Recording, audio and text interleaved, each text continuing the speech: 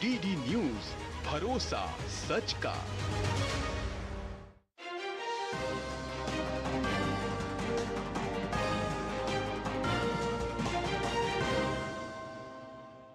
अभिवादये, अहमस्मि लता। अत्र भवतां स्वागतम् एतस्मिन् डीडी न्यूज वार्ता प्रसारणे।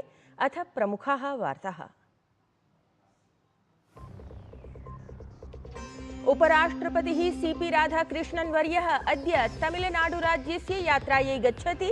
डॉक्टर एमजीआर शैक्षिकानुसन्धान संस्थान विश्वविद्यालयस्य 34तमे दीक्षान्त समारोहे कुर्यात् असौ अध्यक्षताम्। सुदृढार्थव्यवस्थायाः सुदृढः संकेतः। डिसेम्बर मासस्य वस्तुसेवाकर संग्रहे 6.1% मितस्य वृद्धिः। वित्तीयकोशे 1.74 लक्षकोटि राशेः संग्रहणम्। तत्रैव यूपीआई इति माध्यमेन धनादान प्रदाने 29% मितस्य द्रुतगत्या वृद्धिः।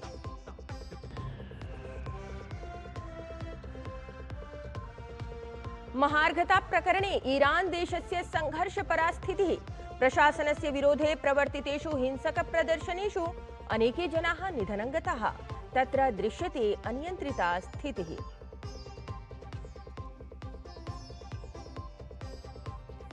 मल्लक्रीडिका Ritika Hooda target Olympic podium इत्येतस्याः योजनायाः बहिः अभवत्। शरसन्धान क्रीडकद्वयं परनीत कौरः अथ अभिषेक वर्मा प्राप्तवत् समूहे स्थानम्। तावत् कोर ग्रुप इत्येतस्य क्रीडकानां संख्या समेध्य 18,100 सञ्जाता।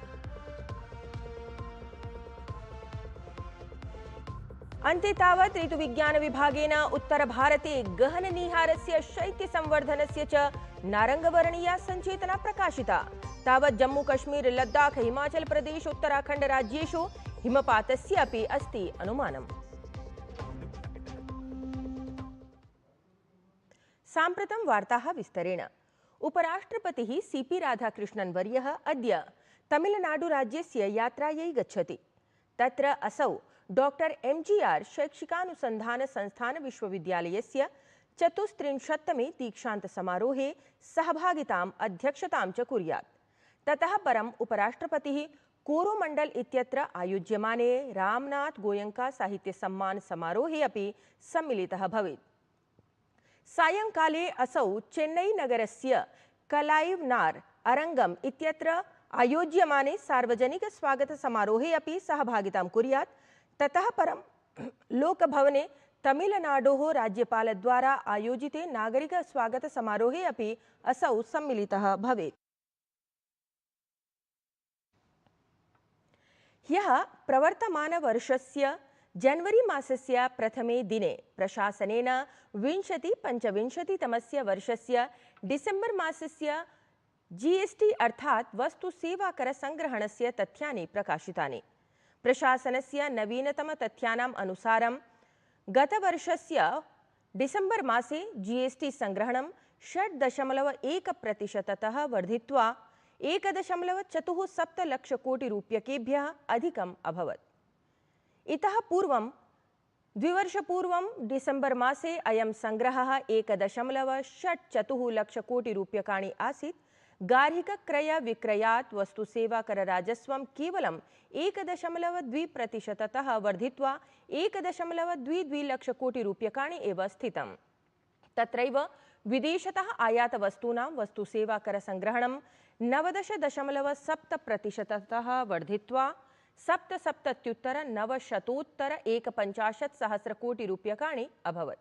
डिसेम्बर मासे 31%तः अधिकं निर्गतं धनप्रत्यावर्तनम् अभवत्, यद् वर्धित्वा 80,928 कोटिरूप्यकाणि अभवत्। धनप्रत्यावर्तनस्य प्रदानस्य अनन्तरं प्रशासनस्य समीपं शुद्धः वस्तुसेवाकरः 1.45 लक्षकोटिरूप्यकेभ्यः अधिकः अवशिष्टः, यत् विगतवर्षस्य अपेक्षया 2.2%तः अधिकम् अस्ति। अवशिष्टसंग्रहः अपचितिं प्राप्य 38,204 कोटिरूप्यकाणि एव स्थितः, यद्धि द्विवर्षपूर्ववर्षस्य डिसेम्बर मासे 3,12 कोटिरूप्यकाणि आसीत्।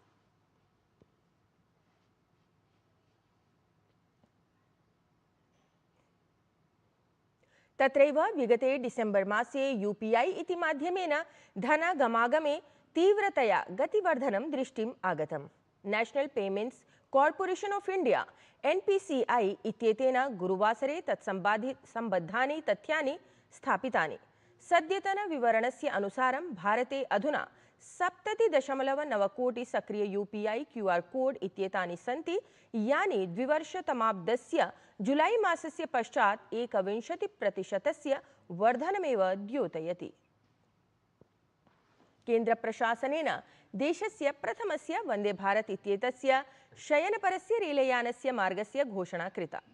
केन्द्रीय रेलमन्त्री अश्विनी वैष्णवः राजधान्यां दिल्ल्याम् अस्य रेलयानमार्गस्य घोषणां कृतवान्। असौ उक्तवान् यत् प्रधानमन्त्री नरेन्द्र मोदी अचिरमेव कोलकाता गुवाहाटी इत्यनयोः मध्ये वंदे भारत इत्येतस्मै शयनपरकाय रेलयानाय हरितपताकां दर्शयेत्।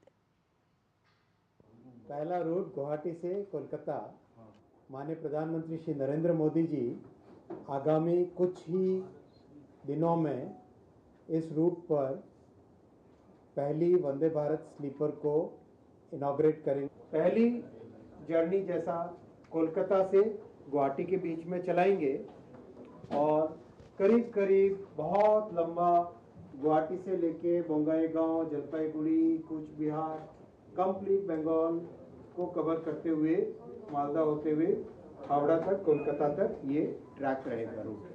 बहुत सारे इनोवेशंस हैं।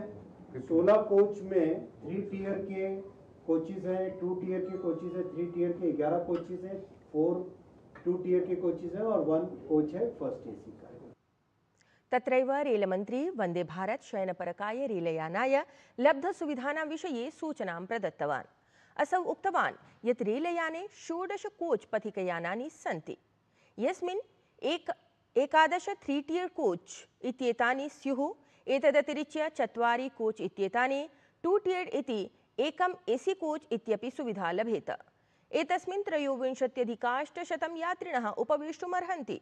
सहैव अत्र दिव्यांगजनेभ्यः अपि विशेषव्यवस्था कृता अस्ति। रेलमन्त्री अश्विनी वैष्णवः उक्तवान् यत् 8 रेलयानानि आगामि 6 मासेषु सिद्धानि स्युः। एकस्मिन् वर्षे 12 रेलयानानि निर्मातुं लक्ष्यं निर्धारितमस्ति। तावत् रेलमन्त्री अचिरेणमेव प्रतीक्षासूचेः समापनस्य अपि प्रसंगं प्रतिपादितवान्। इसका प्रोडक्शन को रैंप अप करेंगे। करीब करीब और 8 ट्रेन अगले 6 महीने के अंदर अंदर बन के आ जाएंगी।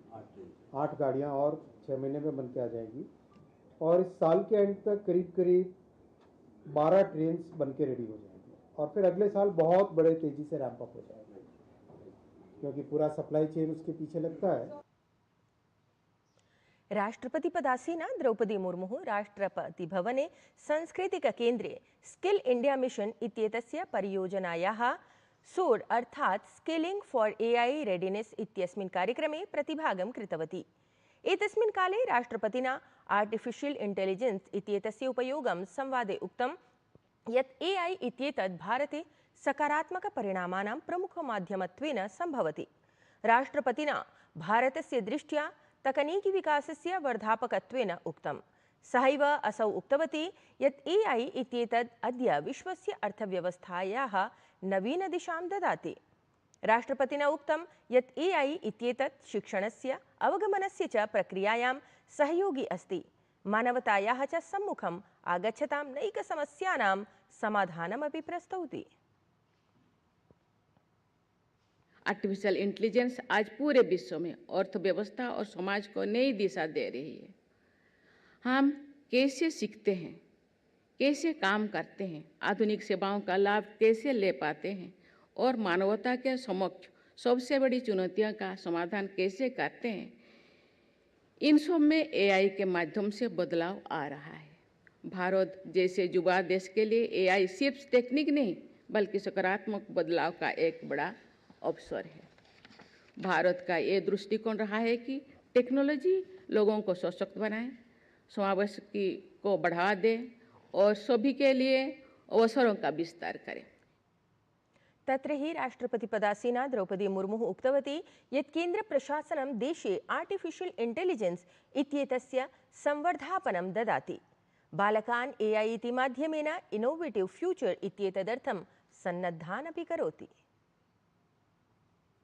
भारत सरकार स्कूलों में AI के उपयोग को बढ़ावा दे रही तथा बच्चों को नवाचार और तकनीकी नेतृत्व के लिए तैयारी कर रहे हैं। AI लैब्स और AI मॉड्यूल्स के माध्यम से विद्यार्थियों में रचनात्मक सोच और फ्यूचर रेडी स्किल्स को बढ़ावा दिया जा रहा है।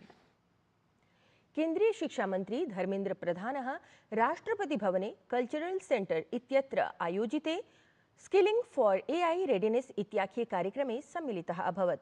अत्रान्तरे धर्मेन्द्र प्रधानः कथितवान् यत् शिक्षा कौशल विकास इति द्वयमपि विकसित भारतस्य आधारमस्ति। एषः प्रथमः उपक्रमः एतस्मिन् कृत्रिम बुद्धिमत्तायाः युगे युवानः शक्तिसम्पन्नं भविष्यन्ति। AI आज के दिनों में एक इनएविटेबल विषय बन चुका है। अति आवश्यक जानकारी सबके पास रहे, इस प्रकार ज्ञान उसके लिए इस प्रकार की दुनिया बन चुकी है। AI काफ़ी मात्रा में हमारी लोगों की ज़िंदगी को, विशेष करके नई पीढ़ी की कामकाज को प्रभावित करने वाला है। इसलिए भारत सरकार की शिक्षा विभाग तथा स्किल डेवलपमेंट विभाग, उद्यमिता विभाग दोनों ने मिलकर इसको एक संपूर्ण अवेयरनेस कैंपेनिंग करे, उसके बारे में जानकारी दे, उनकी कोर्सेज को लेके आए, लोगों की रोज़मर्रा की ज़िंदगी की आवश्यकता से लेके डीप अंडरस्टैंडिंग तक AI कैसे मददगार हो, उसके लिए कैंपेनिंग चलाया जा रहा है। विकसित भारत जी राम जी इति योजनायाः अन्तर्गतं महाराष्ट्रस्य अहिल्यानगर जनपदस्य लोणे बुद्रुक नामके ग्रामपञ्चायत्ते विशेषग्रामसभायाः आयोजनं सम्पन्नताङ्गतम्। एतस्मिन् कार्यक्रमे केन्द्रीयमन्त्री शिवराज सिंह चौहानः सम्मिलितः अभवत्। तेन जनेभ्यः जी राम जी योजनायाः लाभानां गणना कारिता। असौ उक्तवान् यत् पूर्वं कार्यरहितवेतनाय किमपि दृढं प्रावधानं नासीत्, किन्तु अधुना स्थितिः परिवर्तिता अस्ति। प्रशासनेन प्रतिस्थितौ कार्यं देयमेव। यदि कार्यं न दत्तं चेदपि कार्यरहिताय वेतनस्य प्रदानम् अनिवार्यं स्यात्। केन्द्रीयमन्त्री उक्तवान् यत् विकसितभारतस्य लक्ष्यं तदैव पूर्णतां गच्छेत् यदा ग्रामेषु कार्यम्, उत्तरदायित्वं, जनभागिता च सुनिश्चिता स्यात्। पहले जो योजना थी मनरेगा, उसमें बेरोजगारी भत्ते की बात लिख तो दी गई, लेकिन उसके लिए कोई प्रभावी प्रावधान नहीं थे। इसमें यह सुनिश्चित कर दिया है कि मांगने पर, और काम भी मांगेंगे तो लिख के देंगे काम, और आप काम मांगेंगे तो ऑन रिकॉर्ड होगा वो। तो आपने ऑन रिकॉर्ड काम मांगा, रिकॉर्ड हो गया। उसके बाद अगर काम नहीं दिया तो बेरोजगारी भत्ता देना ही पड़ेगा। महार्घता प्रकरणे ईरान देशस्य संघर्षपरा स्थितिः दृश्यमाना अस्ति। प्रशासनस्य विरोधे तत्र प्रवर्तितेषु हिंसकप्रदर्शनेषु अनेके जनाः निधनं गताः। तत्र अधुना अपि अनियन्त्रिता स्थितिः दृश्यमाना अस्ति। क्रीडावार्तायां मल्लक्रीडिका Ritika Hooda target Olympic podium इत्येतस्याः योजनायाः बहिः अभवत्। तत्रैव शरसन्धानक्रीडकद्वयं परनीतकौरः अथ अभिषेकवर्मा प्राप्तवत् तत्र समूहे स्थानं। तत्रैव कोर ग्रुप इत्येतस्य क्रीडकानां संख्या समेध्य साम्प्रतं 18,100 सञ्जाता। ऋतुविज्ञान विभागेन उत्तर प्रदेश, बिहार, दिल्ली, पंजाब, हरियाणा, ओडिशा, राजस्थान राज्येषु गहननिहारस्य शैत्यप्रकोपस्य च नारङ्गवर्णीया सञ्चेतना प्रकाशिता अस्ति। तत्रैव उत्तरभारते जम्मूकश्मीर, लद्दाख, हिमाचल प्रदेश, उत्तराखण्ड राज्येषु अपि हिमपातस्य अनुमानं ऋतुविज्ञान विभागेन प्रकटितमस्ति। एतेन सहैव वार्ता संस्करणम् एतत् अधुना सम्पद्यते। अभिनव वार्ताभिः सह पुनः उपस्थास्यामः। तावत् शुभं भूयात्।